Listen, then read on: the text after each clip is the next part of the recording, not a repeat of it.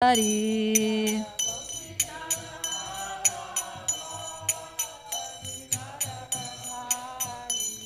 Yashodanandana Rajajanaranjana Yashodanandana Rajajanaranjana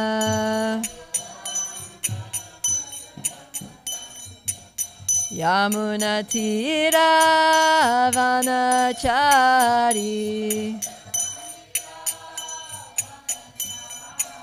Yamunatira Vanachari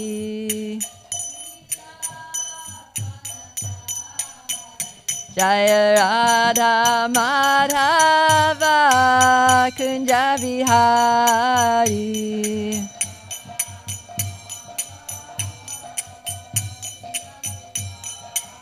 Jaya Radha Madhava Kunja Vihari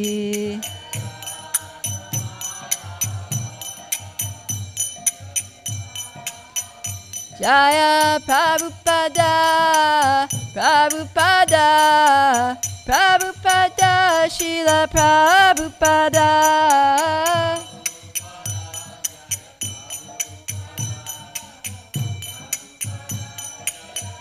Jaya Jaya Prabhupada Prabhupada Prabhupada Jaya Srila Prabhupada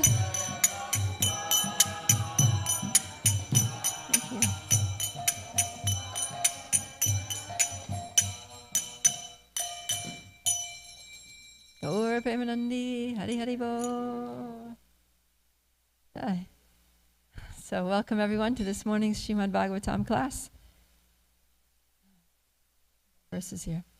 Om Namo Bhagavate Vasudevaya.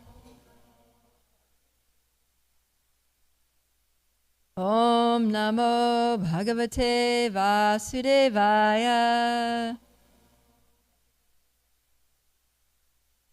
Om Namo Bhagavate Vasudevaya. Let's recite these together. Narayana Namaskritya Naram Chaiva Narottamam Devim Saraswatim Vyasam Tato Jayamudirayat Nashta Prayeshu Abhadreshu Nityam Bhagavata Sevaya Bhagavati Uttama Shloke Bhaktir Bhavati Naishtaki Om Ajnana Timirandasya Gyananjana Shalakaya Chakshurum Militan Yena Tasmai Shri Guruve Namaha. Right. So today we're reading from Canto 7. Chapter 11, called The Perfect Society, 4 Social Classes, and we're going to be covering texts 25 to 29. Yeah, 29. Okay. So this is all about, this is Narada Muni instructing Maharaj Yudhisthira about the Varnashram system. And the last class, Jusudimna gave class, he was talking about, Narada Muni was outlining the different duties of the different Varnas. And now there's a section, he's moving into other kinds of duties, and this pertains to the duties of women. So this class is about Stri Dharma. Okay, so we're starting from text 25. Is there a mic? Or it's just a few verses, I can also, well, I'll just start. So text 25. To render service to the husband, to be always favorably disposed towards the husband, to be equally well disposed towards the husband's relatives and friends, and to follow the vows of the husband. These are the 4 principles to be followed by women described as chaste. So, yeah, after describing the duties of the 4 Varnas, which apply to men and women, then Narada Muni says, he starts off the Sanskrit verse here saying, Strinam cha, which means, cha means also, and Stri means women. Srinam is like plural women. So he's saying that women also have some additional duties. So in addition to, if someone is a Brahmani, then she's going to be studious, she's going to learn, she's going to teach, she's going to, perform a priestly role in the family, in the society. If she's a Vaishya, she's going to be, doing some business, having a business mind. But as a woman, she has additional duties, and those are duties towards the husband. So it's saying that generally the wife should be supportive to the husband.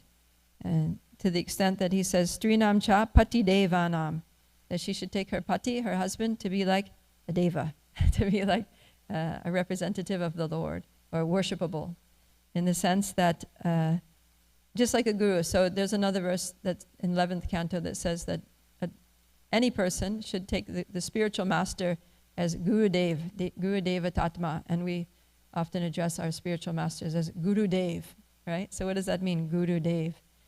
So it means that you take your guru as worshipable, as the worshipable representative of the Supreme Lord. So a theme here in these verses that I want to bring out is that what Narada Muni is enunciating for women, it basically applies to everyone in their relationship with their person who's like their master or mentor or guru, like that. So the same principles that apply for children with their parents, for men with their spiritual master, for, it's mentioned, some of the same language is used, like in the next line of this verse it says, Tat Shushusha. So the Shushusha is used in text 15 in relation to how the Shudras need to serve the 3 higher classes. It says Dvija Shushusha. So Shushusha means to hear from, to accept instructions from, and to follow those instructions. Right? Like we have the famous verse from 1st Canto 1-16 where it says, Shushusho Shradadana Vasudeva Kataruchi Syan Mahat Sevaya Vipra Punya Tirtha Nishevanat. That by serving great souls, by serving devotees, Mahat Seva, great service is done, because by such service one gains an affinity for hearing the messages of Vasudeva, or hearing Krishna Katha. So everyone has their path of shushusha, or service, hearing and serving. Of course, hearing and serving go together, because if you don't hear, how do you know how to serve? Right? You have to hear what the person wants, what the person needs, how they want you to serve them, and then you know how to serve. So in the same way, the wife, she is meant to listen to the husband, understand his mind, understand his needs, and then support him accordingly. And anukulata means being favorably disposed towards the husband. And that same word comes up in relation to our service to Krishna, right? Like in the verse from Bhakti Rasamrita Sindhu. How does it start off? Anya bilashita shunyam yana karma dyanavritam anukul yena krishnanu shilanam bhaktir uttama. So first class devotional service is that which you render to the Lord, which is free from any, impersonalist tendencies, any desire for material benefits, and is done favorably. So the word anukulya is there, anukulya. So just as a disciple should serve the guru favorably, we should all serve Krishna favorably. The wife should also serve her husband favorably, according to his desires. And not only him, but also she should have a nice, favorable attitude towards his friends, his family, and and then also follow the vows of the husband. So if the husband has a vow, right, to chant 16 rounds, to follow the 4 regular principles, then the wife should also follow that vow. So I know there are some devotee couples, even here in our community, where it was quite funny. We had a program at Tulsi Saki's house one evening. Remember? You were there? I think it was just a ladies' program. It was only the women there. And they were talking about how they came to Krishna consciousness, right? A little bit in brief. And there were at least 2 there that they said that they came because they got married, and they didn't know that their husbands were ISKCON devotees. until they married them. And one of them, I think, wasn't even a vegetarian. And she was just thinking, yippee, I'm going to America, going to live the good life, going to enjoy all the, things that are on offer here in the materialistic West. And then she comes here to, she gets married and she moves in with her husband over here. And then she realizes, oh, he's an ISKCON devotee. He's like, not doing all those things. And in fact, I have to give up a lot of things that I wasn't planning to give up. And then they may feel a little like, what happened. But gradually they, of course, they're not going to eat meat if the husband's a vegetarian, and they had to give up onions and garlic as well. And so there's some difficulty there in the beginning, but gradually by following the vows of the husband and starting to, wake up early because he wakes up early, preparing for learning how to offer food to Krishna because the husband needs prasadam and that's her duty. Then gradually they became devotees and they got initiated and they're really happy in Krishna consciousness. So that's a good example of this. And that's the principle behind this, is that everything in the Bhagavatam, the whole Vedic culture, is meant for our spiritual advancement. So everything that's being said here is just to help us fallen souls come closer to Krishna and develop saintly qualities. And the way to develop saintly qualities, the path to becoming the devotee is the path of service. Because that's what it means to be a devotee, it means to be a servant of Krishna and his devotees. So it's kind of like a situation where, Krishna says in Bhagavad Gita chapter 12 that just always think of me, absorb your consciousness fully in me, serve me with unalloyed devotion, and that's the perfection of life. And then he says, in the next verse he says, but if you can't do that, then follow the regulative principles with a desire to achieve a relationship with me. And he says, but if you can't do that, then just do your ordinary work, just work according to your nature, and offer the results of your work to me. Try to connect that to me somehow. Because if you can't even do that, then at least, give some charity to a good cause, or, try to be a little renounced, or do some austerity or something. So all of these moods of service, right? They all apply to our devotion to Krishna, to Guru and Krishna, that we should take the Guru as our Deva, that we should hear, shushusha, and serve the Guru and Krishna, that we should be favorably inclined towards the friends of the Guru, the God brothers and God sisters of the Guru, towards all the devotees who are dear to Krishna, and that we should uphold the vows that are instructed and exemplified by our Gurus. So it's kind of like, well, if you can't do that, if you're a woman, then just serve your husband. If you're a Shudra, just serve the higher classes. If you're a child, just serve your parents. If you're a male in one of the higher classes, then just do your duties according to what's laid out. So, but it's very nice because everything's in alignment. And by doing these things, we develop that spirit of hearing and serving and self-sacrifice. And that's what the whole Vedic culture is giving us, is teaching us, is trying to enculture us into, is a culture of selflessness, of selfless service, of sacrificing oneself for a higher cause, for a higher purpose. And the way that looks in Varnashram is different depending on your situation in Varnashram, your varna, your class, position, your gender, your age, like that. So, but all of these gradually lead into devotional service.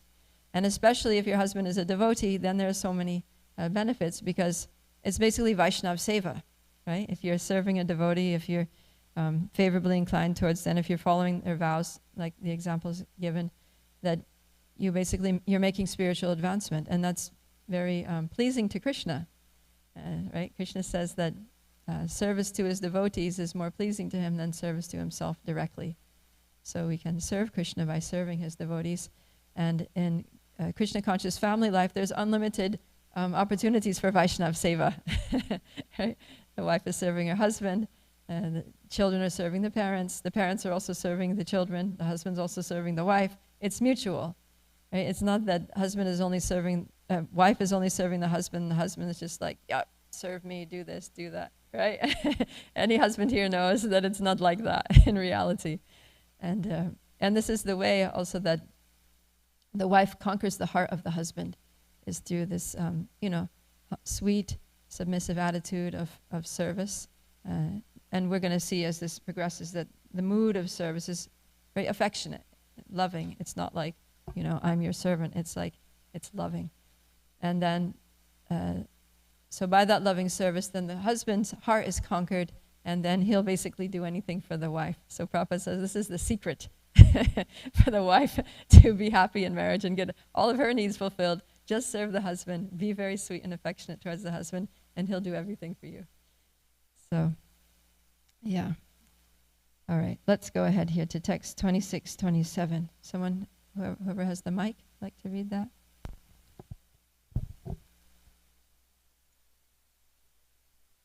A chaste woman must dress nicely and decorate herself with golden ornaments for the pleasure of her husband. Always wearing clean and attractive garments, she should sweep and clean the household with water and other liquids so that the entire house is always pure and clean. She should collect the household paraphernalia and keep the house always aromatic with incense and flowers, and must be ready to execute the desires of her husband. Being modest and truthful, controlling her senses and speaking in sweet words, a chaste woman should engage in the service of her husband with love according to time and circumstances. Okay, thank you very much. So now Narada Muni goes into some details of how a wife should serve the husband. And it starts with dressing nicely. So generally the nature of a man is that he wants a wife who's beautiful, right? And so that's easy because women also tend to like being beautiful, right?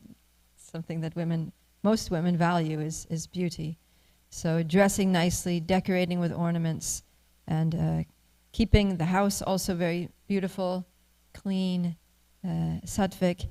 And this is supportive also for his, purity of mind, because when the home is very clean and tidy and aromatic, and there are flowers and nice things, it's good interior design, and its furniture is it's well placed, and there are nice decorations in the home.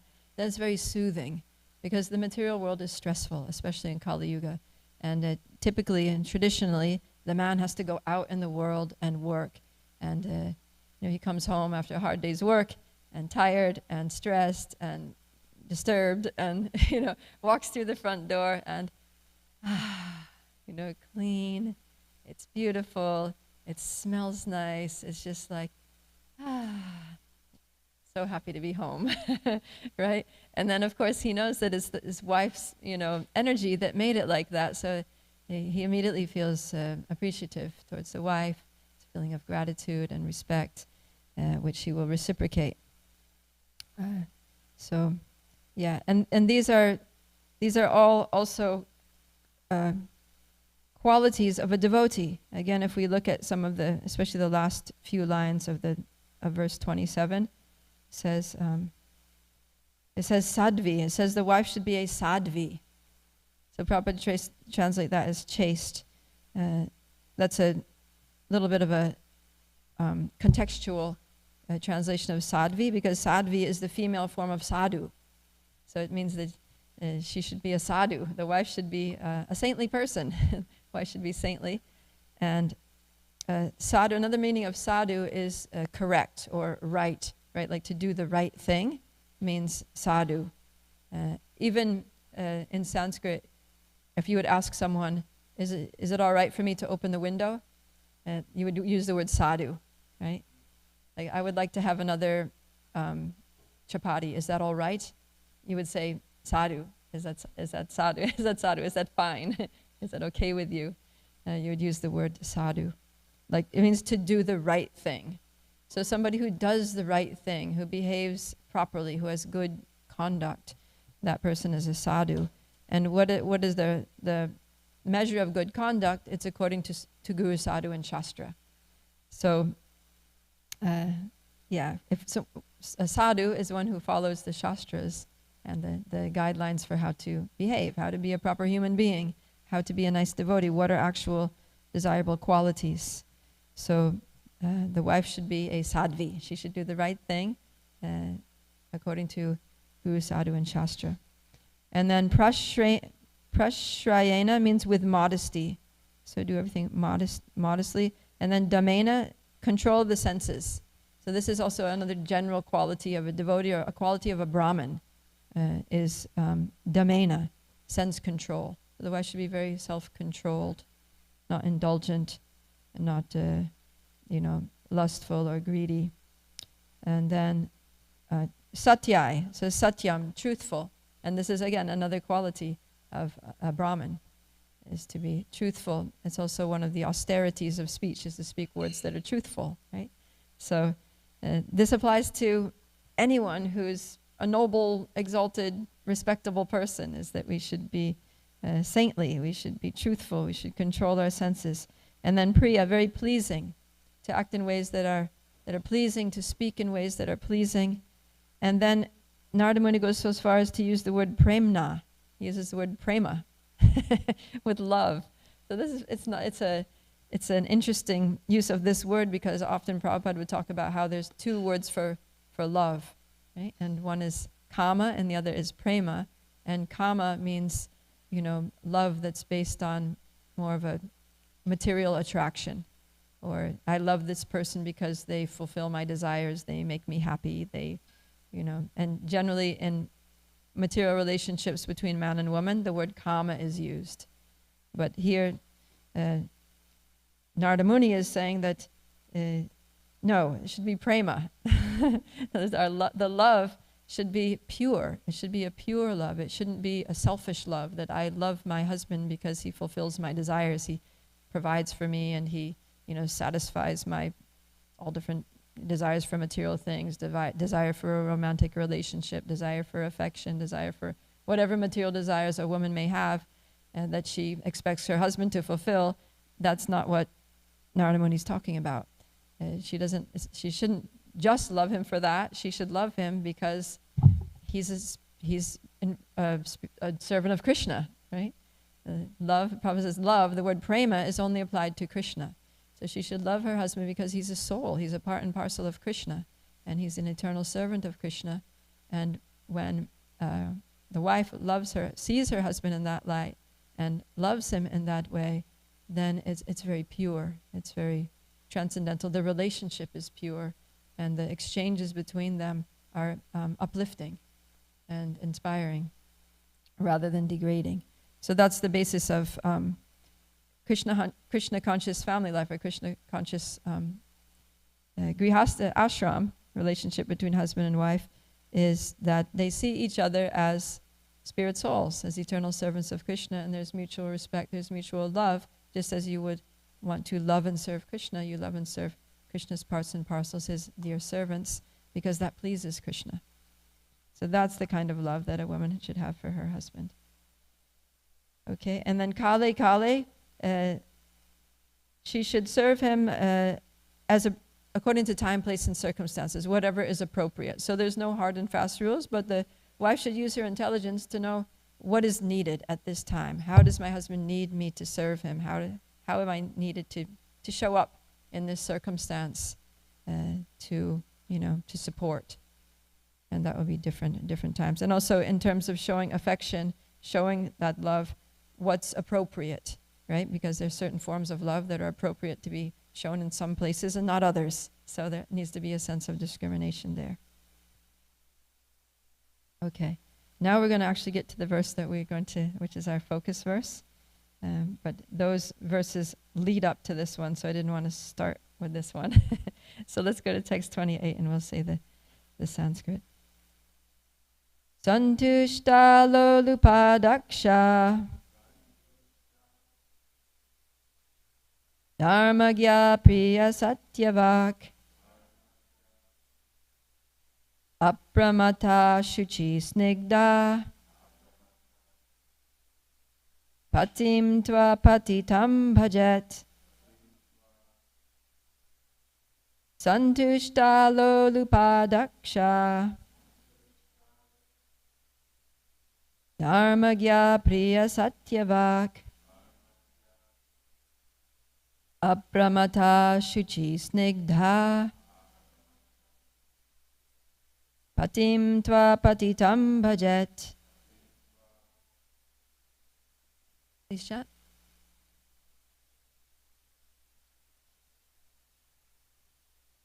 Santushta lolupadaksha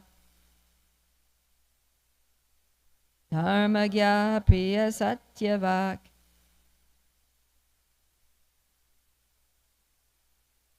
Apramata Shuchi Snigdha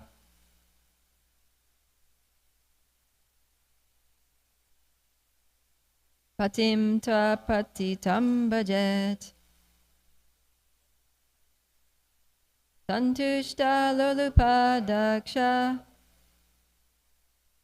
Dharmagya Priya Satyavak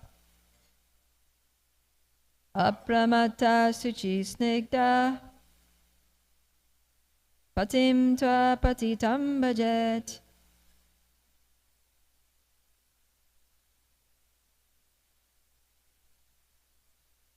Santushta lolupadaksha Dharmagya Priya Satyavak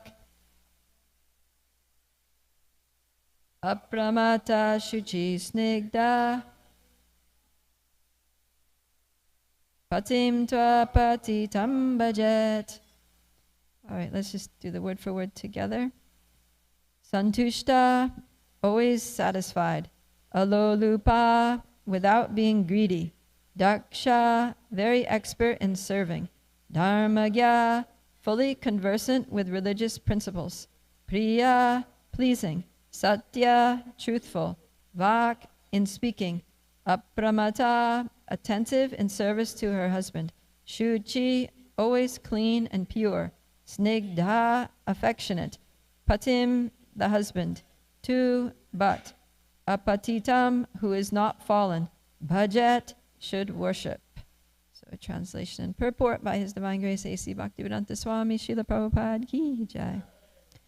A chaste woman should not be greedy, but satisfied in all circumstances. She must be very expert in handling household affairs and should be fully conversant with religious principles. She should speak pleasingly and truthfully and should be very careful and always clean and pure. Thus a chaste woman should engage with affection in the service of a husband who is not fallen.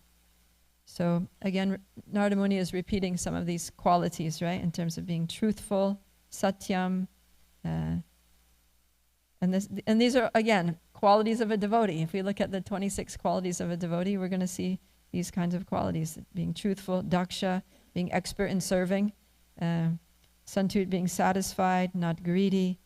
So these are all qualities that are very favorable for devotional service. And so Narada Muni is trying to instruct that women have these qualities because serve your husband with these qualities, and the more we aspire for these qualities and try to serve with these qualities, then the more those qualities are going to actually manifest. So, yeah. But what Prabhupada brings out in the purport is the last part. Patim tva patitam bhajet is the qualification of the husband, whom the wife should serve with these qualities, and that is that he should be a patitam, not fallen. Right? Patita, we say, Srila Prabhupada patita pavana, right? Means he's the purifier of the fall, the savior of the fallen.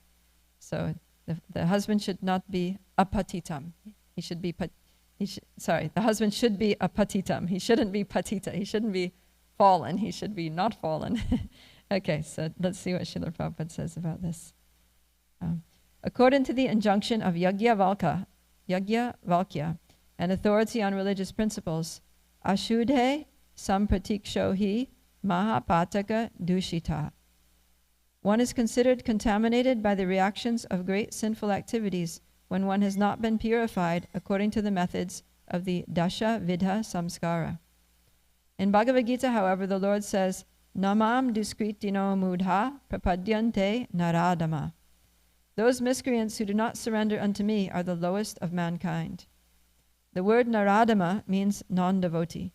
Sri Chaitanya Mahaprabhu also said, Ye bhaje se bada abhakta hina chara. Anyone who is a devotee is sinless. One who is not a devotee, however, is the most fallen and condemned. It is recommended, therefore, that a chaste wife not associate with a fallen husband. A fallen husband is one who is addicted to the 4 principles of sinful activity, namely illicit sex, meat-eating, gambling, and intoxication. Specifically, if one is not a soul surrendered to the Supreme Personality of Godhead, he is understood to be contaminated. Thus, a chaste woman is advised not to agree to serve such a husband. It is not that a chaste woman should be like a slave while her husband is Naradama, the lowest of men. Although the duties of a woman are different from those of a man, a chaste woman is not meant to serve a fallen husband. If her husband is fallen, it is recommended that she give up his association.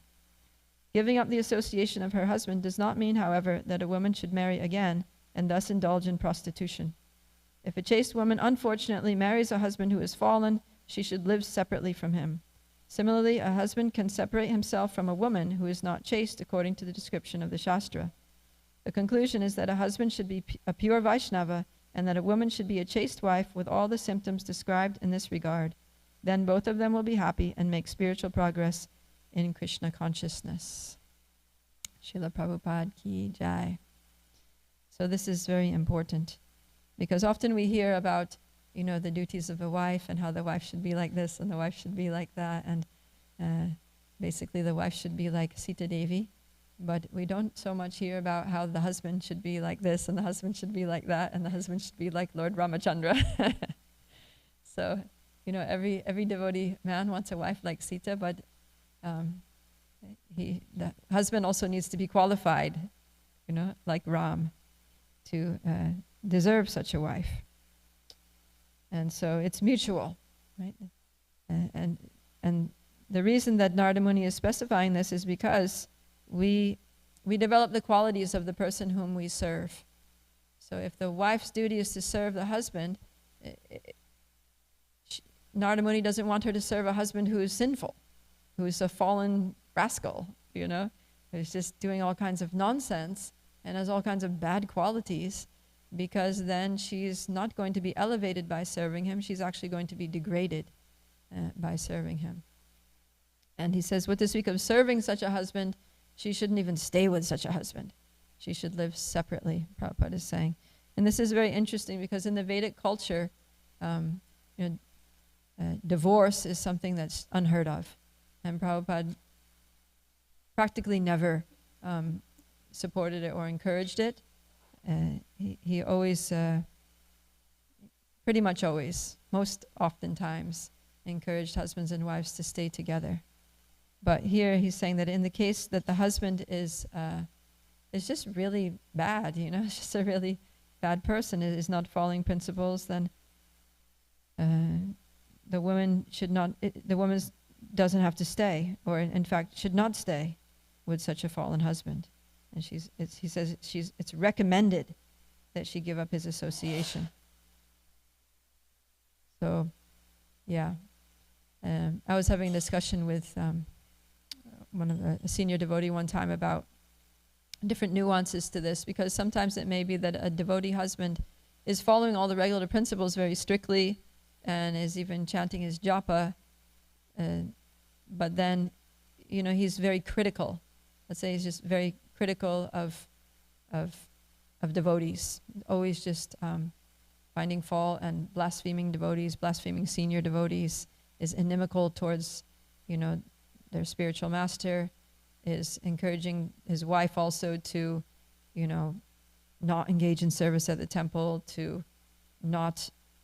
encouraging the wife to break her connection with her spiritual master, and it's just being like horribly offensive. But he's chanting his rounds and he's following the 4 regular principles. So how to, is he fallen? Is he not fallen? So basically he's fallen, because he's committing aparad. So when it comes to sinful activity, actually Vaishnava aparad is worse than sinful activity. It's more destructive. If someone does a sin, then they can, especially if it's an accidental sin, then they can just kind of pick themselves up and brush themselves off and start again, right? And Krishna says that that person, even if a devotee commits an abominable activity, then he should be considered saintly if he's rightly situated in his determination. So if the husband has some little slip up where he, maybe breaks a regular principle, but he feels remorseful and, he reconfirms his resolve to, be pure and follow the principles, then that person shouldn't be rejected because he's rightly situated in his determination. On the other hand, if he's just addicted to sinful activities and not willing to give them up, and also has totally validated his sinful activity and rationalized it and trying to convince others that it's okay, then that person is just fallen. But worse than sinful activity is Vaishnava aparad, because that's just so destructive, right? That's the mad elephant offense that destroys one's bhakti, and it contaminates everyone, not just the person who commits the offense or is blaspheming devotees, but anyone who hears it. So in the scriptures it says that if we hear the blasphemy of a great devotee, then we should, there are different prescriptions that are quite severe, right? That we should cut off the person's tongue who said it, that we should kill ourselves, or that we should just leave the place, leave the association. So it's very extreme, hopefully. And of course, we're not condoning that somebody, goes and kills themselves because they heard but leave the place. So what to speak of if you live with somebody who's constantly blaspheming devotees, then that's not favorable at all. You need to leave the place. You leave that association. And then worse, if the husband is abusive. So that's another thing, is that a woman is not recommended to stay with an abusive husband, who's physically violent, who's sexually abusive, who's emotionally abusive. And of course, there's a difference between a husband who's just difficult, who just has a difficult personality, who's irritable. We saw. Did we get to that part yet? No, I think that comes later. Sukanya and Chavana Muni. Did we study that yet? It comes later. I think it comes later. In the 9th. Yeah, it's in the 9th canto. So when we get to the 9th canto, we'll hear about Sukanya and Chavana Muni. And so Sukanya is a young girl, and she marries this grumpy old man. He's just irritable, and he gets angry really easily, and he's never satisfied with her service. But he's not abusive. He's not nasty to her. He doesn't, gaslight her and make her feel like she's a complete loser and she can't do anything right. And that, he doesn't beat her. He doesn't rape her. And he's not like that. He's just an irritable, grumpy old man. So she just learns how to do things in such a way that, he doesn't get angry. He doesn't get upset. She just tries extra hard to please him. And then he actually appreciates her service to the extent that he, by his mystic powers, because he's a Muni, he changes himself into, a young, dashing, handsome young man, just to, make her happy that she's not married to an old invalid with his veins sticking out and his skin hanging over his eyes, and because he was really old. Anyways, yeah.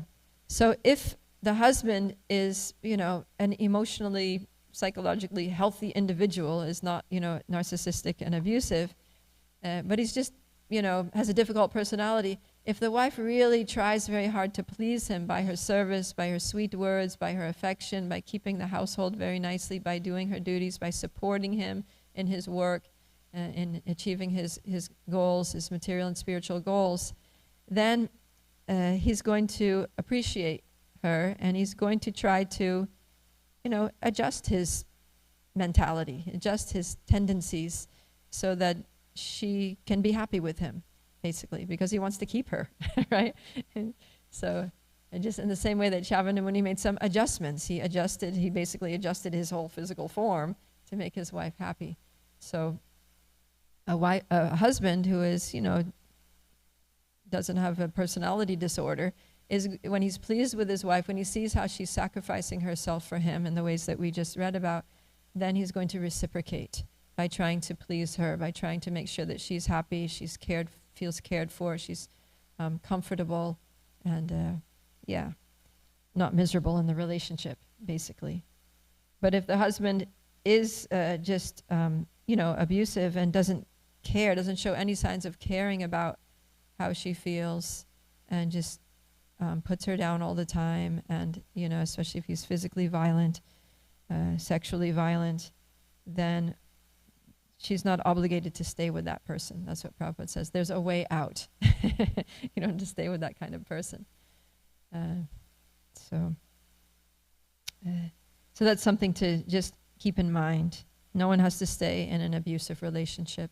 And if someone is in a relationship that she feels may be abusive, and a husband may also be in an abusive relationship, although it's less common, but that can be there, then they need to get help, right? And there's help at hand. We can go to senior mentors, we can approach marriage counselors. We have the Grihastha Vision team, and just say, this is my situation. What should I do? Is it healthy? Should I remain in this situation? Should I try harder? Can we get some kind of counseling or, family therapy to work through these things? And there are steps that we can take. But Prabhupada says that if the husband is a pure Vaishnava and the woman behaves in all the ways that Narada Muni has recommended, then both of them will be happy and they'll make spiritual progress in Krishna consciousness. And then the next verse, text 29, says that the woman who engages in the service of her husband, following strictly in the footsteps of the goddess of fortune, surely returns back home, back to Godhead, with her devotee husband, and lives very happily in the Vaikuntha planets. So this is a nice benefit, that if your husband is a Vaishnava, and he's a nice person, and the wife serves him, then she achieves the same destination. So even if this is a great benediction for women, because for some women it's difficult to be very austere. It's difficult to, do all the things or even have all the opportunities that maybe the husband has for service, depending on the country and the community that you live in. But if the husband's engaged in service, and the husband is, doing a lot of self-sacrifice for the benefit, for the pleasure of the Lord and the devotees, and the wife is just assisting him in those services, then she achieves the same destination. If he goes back to Godhead, then she also goes. And a good example of this is Tukaram. So Tukaram is a saint Vaishnav saint who lived at the time of Lord Chaitanya. He was actually a disciple of Lord Chaitanya. And he was always chanting the holy names, always engaged in devotional services. And his wife was actually, she was a little actually bitter about it. She wasn't happy that her husband was always just hearing and chanting. She was, because they were very poor. They barely had food to eat. They had children. And she was always like, can you just stop doing all this bhajan kirtan and, earn some money? So she was actually a little resentful of the extent of his devotion, that he was constantly just hearing and chanting, because he was a follower of Lord Chaitanya. Sankirtan was what his life was all about. And so she would actually, sometimes she would actually talk to Krishna, because he was always going to the temple and worshiping Krishna. She would pray to Krishna, can you please just leave my husband alone? Can you just let him be like a responsible person and do his duties? Why do you have to take all his time and energy? He has responsibilities for the family. Can't you see our kids are starving? Like that. So she had this relationship with Krishna that was like, she was always just like blaming him for, taking her husband away from her and stuff like that. But then at the end of his life, when Tukaram and his wife but the same thing, even though she wasn't happy with his service, she still served him. She still cooked for him. She took care of him. She was very, she would serve him. She would do everything for him. He was her life, And she really made him her pati deva. And even when he left, he decided one day that, that household life, I'm leaving. I'm going to go to the hills and live in the forest and just chant, all day. She would cook and she would go. He was up on this mountaintop, living in some secluded forest thing. And she would cook. And she would go and she would hike up this mountain, and she's tripping and falling because she's not used to mountain climbing, and she's going up this obscure, footpath, and she's carrying him his meals, every day. And then she would just give him his food and say, "You're crazy. I don't know what you're doing, but here's your lunch and bye." You know, and so she served him like that. And at the end, when Tukaram was going back to Godhead, it's very it's a very unique situation that is similar to like what we hear in the Bhagavatam of Dhruva Maharaj going back home, back to Godhead, that, you know, the flower airplane came from Vaikuntha and just like landed there in his village and invited him to come aboard. And actually the Vishnu Dutas who came to get him, they said that because you're such a saint, you've purified your whole village. So anyone else in the village that wants to come back to Godhead, they can come. And so he was like, Tukaram was like, wow, what a great blessing, what a benediction. Everyone, this is it. This is your chance to achieve the perfection of human life and go back to Godhead. And he was inviting him. But everyone in the village, they were just like, no, actually, you know, maybe later I'll take you up on the offer, but my daughter's getting married next month and I need to attend that. Or I've got a crop in the field, the harvest is due, and I can't just leave. And, you know, they all had something that they thought was more important than going back home, back to Godhead. And so none of them came. But then his wife was there, and he didn't even have to ask her. She just came because she was like, my duty is to follow my husband, and even if I may not want to go, you know, to live forever in Vaikuntha, but it's my duty as a wife to follow my husband, and I'll follow him anywhere. So she went back home, back to God. Of course, she got purified, you know, on the way by contact with. I mean, she was already pure from serving her husband, but her disposition, of course, you can't go back to Godhead if you like have some, you know, bitterness towards the Lord. But on the journey, she became purified and qualified by the mercy of the Lord and his pure devotee, her husband. So, and Prabhupada talks about how the wife gets a certain portion of the husband's his devotional credits.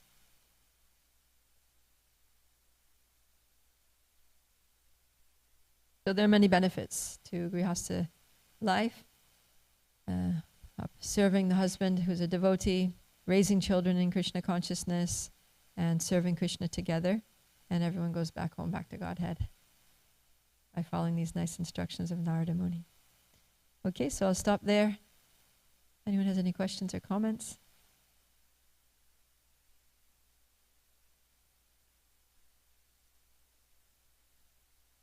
Saki. Good example of a chaste wife. Krishna Prabhupada, Priya Prabhu. Reading these verses, I'm thinking, okay, let me run and hide. But I guess it's really nice to read, to know what the standard is and how I fall short every day. But I think the goal is to be humble, that this is what is expected, and just to know what the standard is, and pray sincerely that every day we can try maybe inch a little closer, and do our best to try and be pleasing to Guru, Sadhu, and Krishna, and seeing our husband as devotees, and always being mindful of that. Thank you. Try. Yeah, and also the way that the wife serves a husband is according to, like what Narada Muni is saying, is to hear from the husband, to understand the mentality of the husband, and to serve the husband in a pleasing way, in a way that pleases the husband. So that is going to look different for every couple, right? The way that a husband wants his wife to serve him is going to be different.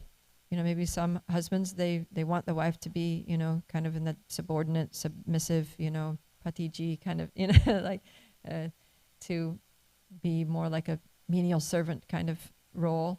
And then the different husband may want his wife to be like that with him. He may feel very uncomfortable with that, and he may want his wife to be just a friend, a companion, his best friend, to just, you know, be the person who goes here and there with him, and, you know, they have fun together and they joke and laugh together, and, you know, like that. And then in another situation, maybe the husband needs the wife to be the provider. Maybe he's not capable of doing certain things and the wife needs to help in certain ways, or the husband may actually want the wife to take charge, of the family, and so that he can be free to do other things, right? Like there was this nice devotee couple in the UK, and the husband was such an amazing preacher. He was like really good at like sharing Krishna consciousness with people in high positions in society. He would even go into the House of Commons in like the British government and talk to government officials, and he got the Prime Minister to come to visit Bhaktivedanta Manor, and was really, really good at just schmoozing with these VIPs and, secular society, and, what to speak of giving classes and preaching to devotees and things. And so, actually, I think they were disciples of Tamal Krishna Maharaj, Gauri Prabhu and his wife. I can't remember his wife's name. She was definitely a disciple of Tamal Krishna Maharaj. And then Tamal Krishna Maharaj told her he said, you should earn money for the family so that he can preach, because he's such an empowered preacher. You should just let him study and let him preach. And so she was a corporate lawyer. She had a great job. So that was the way that she served her husband, was by, working as a corporate lawyer, earning money so that he could preach, because that was his thing. So generally and traditionally, it's the man who earns money and maintains the family, is the provider and the protector. But depending on what's needed, what's, and both, sometimes it can look different. And that's also okay, because, one of the things says here that the wife should serve the husband according to his time, place, and circumstances. And circumstances are different for different times and different couples, and everyone's situation is unique. And we just basically need to find a way to make it work, right? Try to navigate the relationship in such a way that, really we're serving each other and we are serving Krishna.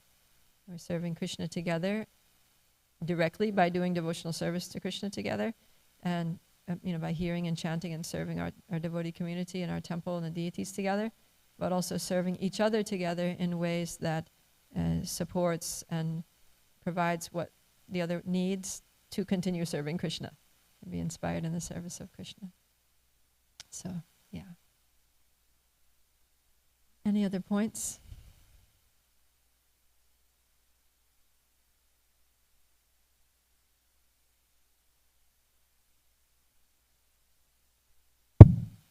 I just wanted to share, when I was brought up in India, and practically every Indian knows the meaning of the word Ardhangini.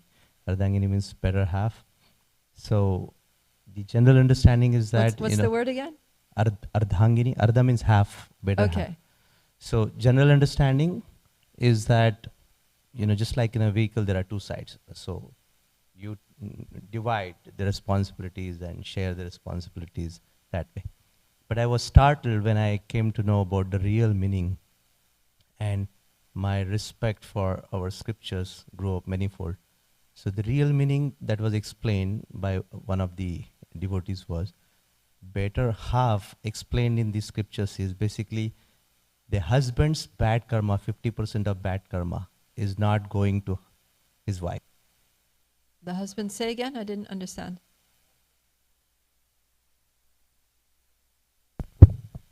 It is said husband... Okay, let me just repeat. The 50% of the husband's good karma goes to the wife, but the bad karma doesn't go.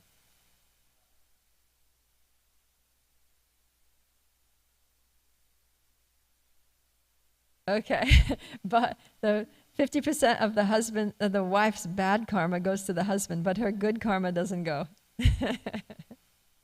So marriage is a good deal for the wife, but it can be a bad deal for the husband. So that's good, places an impetus on the husband to be a good person so that his wife can also, develop good qualities. And for the wife to support her husband in doing more good karma, right? More devotional service so that she can get the benefit of that too. Very nice, yeah. So the husband sets a good example of being a pure Vaishnava, then the wife will become better and not give any sinful activities to, not give any bad karma to her husband. Good. Thank you. So these relationships are very important, right? Most of us at some point in our life are going to be in this kind of relationship. So it's important to know how to navigate it so that everybody can be happy and support each other and make spiritual advancement. Generally also there's another place where Prabhupada says that the psychology of a man is that he wants to be superior. Whether he's actually superior or not is another thing, but in any case he wants to be superior. So the wife, it helps the relationship for the wife to take the role of being submissive and making the husband her hero, like that. That every man wants to be seen as a hero in the eyes of his wife. So it's helpful for, even if the husband has a lot of faults or faults that are prominent, but to overlook those faults and try to, pay attention to the good qualities and fan the spark of good qualities, so that he feels honored and respected by his wife, and that is very helpful for the husband-wife relationship. And it helps. It becomes like self-fulfilling prophecy, right? That if the wife praises the good qualities of the husband, then those good qualities are going to grow, and he becomes a better person by the wife treating him and just founding the spark of those good qualities. Okay, it's time, so let's wrap it up here. Grantaraj Srimad Bhagavatam ki jai, Srila Prabhupada ki jai, Gaura Premanandi, Hari Hari Bol.